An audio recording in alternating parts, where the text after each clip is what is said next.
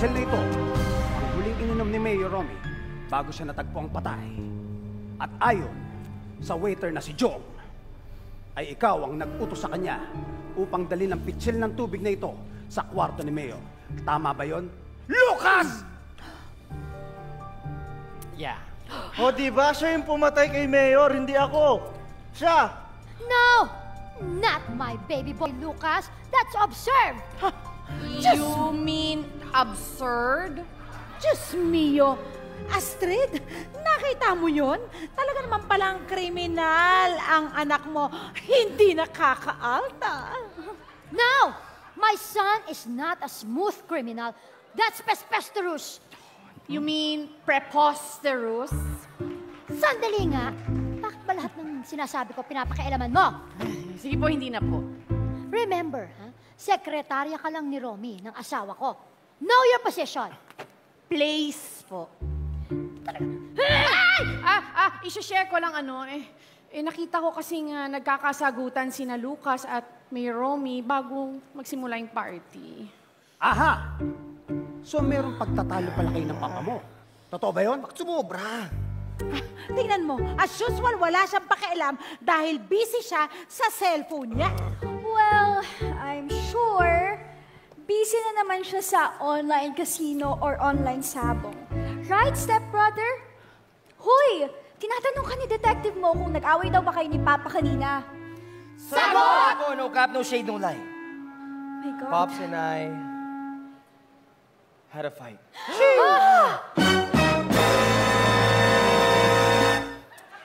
Pero hindi ako yung nag-kill kay Pops. Lucas, bakit kayo nag-away ng papa mo?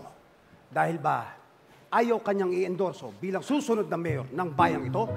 No. Dahil ba hindi kanya paboritong anak? Pare, hindi. Dahil ba hindi kanya mahal? Siya ang corny mo, pare. Hindi yun. Eh ano nga, kanina pa ako nagtatanong. Nag-away kami ni Pops dahil sa paborito niyang aso. Aso? Yes! Yun nga yun. Yun nga yung pinag-awayan nilang mag-ama. I was here nung nangyari yun, kaya ako na lang yung magkikwento. Hinihintay ko na dumating yung mga bisita noon. Eh, ako pa lang naman yung tao dito, kaya syempre, habang nagsisay, palipas na ako ng oras at umalis.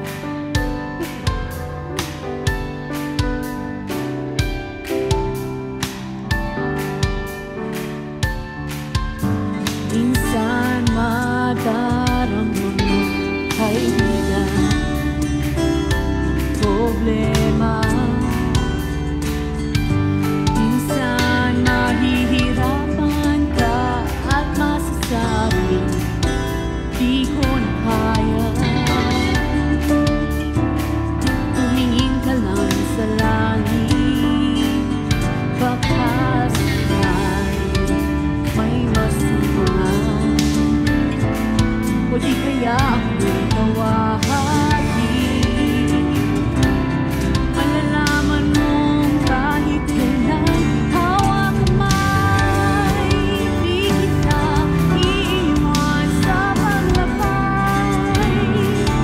Dito sa mundo walang katiyakan, hawak kamay, di kita bibitawan sa palalakay. Sa mundo ng kawalan.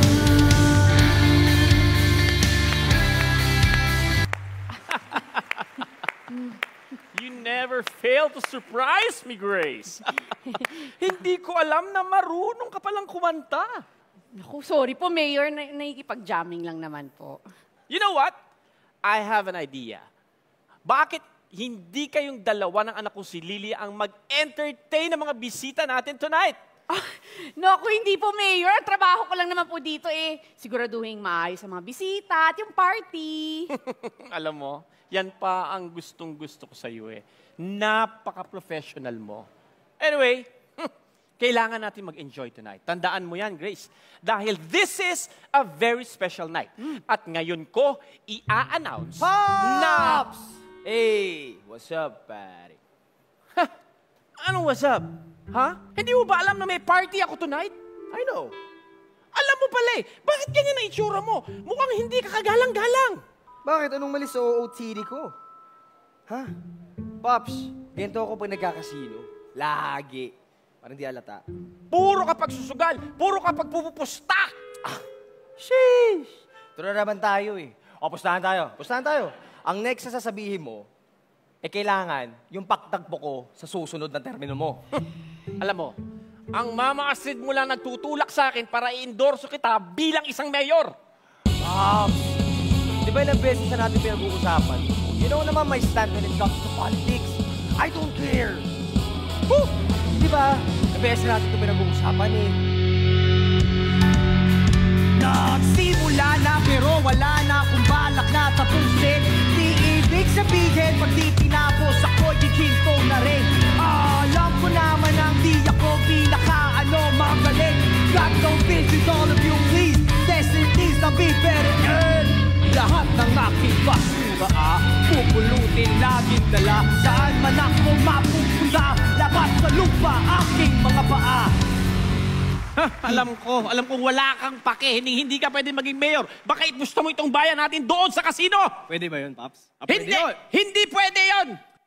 Grace? Ay, opo, yes, Mayor. Grace, pakiayusan itong anak ko na ito, ha? Para pag dumating ang mga bisita ko, presentable. Yes, Mayor! Huwag niyong sabihin sa'kin kung anong aking dapat gawin. Hindi naman kayo natutong makinig. Saan man dalhin ng hangin ng aking yagit, suot pa rin. Di magpapanggap na ako pero hindi. Dahil sa ko na dito iniga, nandito na ako sa wakas. Woo! Tira para ilangat ang bandera. Para nasa puso na ang tatama. Ako sala, matatigaw ang lagiman. Bawat panat, iwagay mo ang watawan. Watawat, watawat, di na magpapakwat. Watawat, iwawagay ang watawat. What? Ang gwapo naman pala kapag inayusan. Ang gwapong-gwapo naman. Excuse Grace, ako kasi nag-aayos talaga ako para sa'yo, Pai. Pa? Oy. Alam ko na yung mga pa-style mong ganyan. Pwede ba? Huwag si Grace. Why? Sheesh. Shish ka dyan. Hoy, bago ko makalimutan, pakisabihan yung mga maids, Susan, yung paborito kong asong si Coco. Dahil pag dumating yung mga bisita, gusto ko okay siya, poging-pogi. Pops. Bakit? Kasi, wala na si Coco. Ha? Kailan pa namatay yung aso ko? Ay, kasi patay. Natalo kasi ako sa pustahan doon sa kaibigan ko. Eh, si Coco yung napusta ko. Walang yaka. Babawiin ko. Walang yaka, kalbohin kita. Isa ka lang Kalma lang. Mayor, Kakalbohin kalma lang. Nagdadatingan na po yung mga bisita. Ha? Ganun ba? Sige, bago ko makalbo yan, ha? Ganito ang gawin mo. Magpapahinga muna ako at magpapahangin muna ako doon sa terrace, ha? Padalan mo ako ng tubig doon sa kwarto ko dahil ubos na yung tubig ko doon, Grace, ha? Yes, Mayor. Ano? Pusta ko na. Ay, pwede bang ikaw na lang magdala ng tubig doon sa papa mo? Aasikasuhin ko lang yung mga bisita. Sige na nga. Sheesh. Ay, tuloy kayo. Yes. Naku, hintayin lang natin si Mayor. Waiter! Sir! Yan, Ay, pare, para bigyan naman si Pops sa room niya ng water. Ano, sir? Water. Si Pops sa room niya. Water, sir. Sige, sir. Sige, Water. sir. Ako bala. Waiter, wait lang. Bakit, sir? Hindi, ito na lang. Yan na lang po. Ito na yung water na dadali mo sa room Ito ni yung Pops. water. Yes, yung water. Sige, sir. Ito na yung Nauna, dadalhin ko, ha? sir. Okay. Ako na bala, Water. sir. Sige, sir. Dadalhin ko na. Sige, sir. Daling ko to. Water. Baby Labs. Okay na. Pwede ka na lumabas. Wala ng tao. Wala na. Pinaalis ko na yung ibang waiter. Tapos, munti ka na pala makita ng kapatid mo. Buti, nasarado ko agad. Ay, you know what, Bebe Loves? Don't mind my stepbrother. Wala naman pa kayo. Eh, paano kung malaman niyo yung tungkol sa atin? Baka magsumbong kay Mayor yun. Alam mo, Wala na akong pake kung ano sasabihin ng family ko, okay? Basta ang malaga, sasama ko kung saan mo ko dadalhin. Talaga? Sasama ka sa akin kahit saan? Yes, of course. Loves talaga. Napakilig mo ako eh. Hawak kamay, di kita iiwan sa pagabay. Dito sa mundo walang katiyakan. Hawak kamay, di kita bibitawan sa paglalakbay. Sa mundo ng kawalan, sa mundo ng kawalan. Hawak kamay, hawak kamay, hawak kamay. Sa mundo ng kawalan.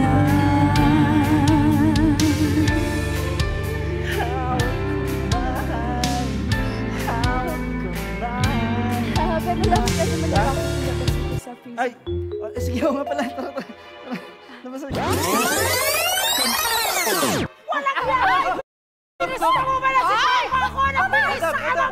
Leave me alone, my son! Bitawan mo siya! Bitawan mo rin ako! Ay, ayan!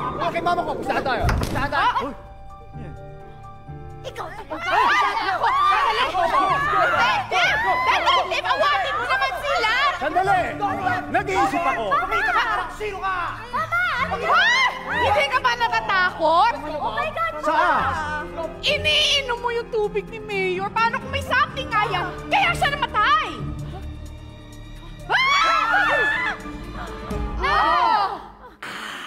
Oh my God, patay. Teka, parang okay naman ako. Sure ka? Pero teka, ayon sa kwento mo, Grace, nakita mo si Mayor na pumunta sa terrace pagkatapos ng pagtatalo nila ni Lucas. Tama ba? Tama! Ha, bueno. May nakita ka bang ibang tao na kasama ni Mayor sa terrace? Meron! Ha! Pare, nakita ko sila nag-aaway paglabas ko. Sino? Sinong nakita mo? Siya!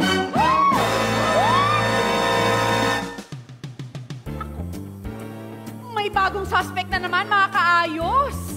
Si Via na ba na mistress ni Mayor ang hinahanap nating killer? Manood at makihula ulit kayo next week dito sa Kantaseryeng Royal High Blood!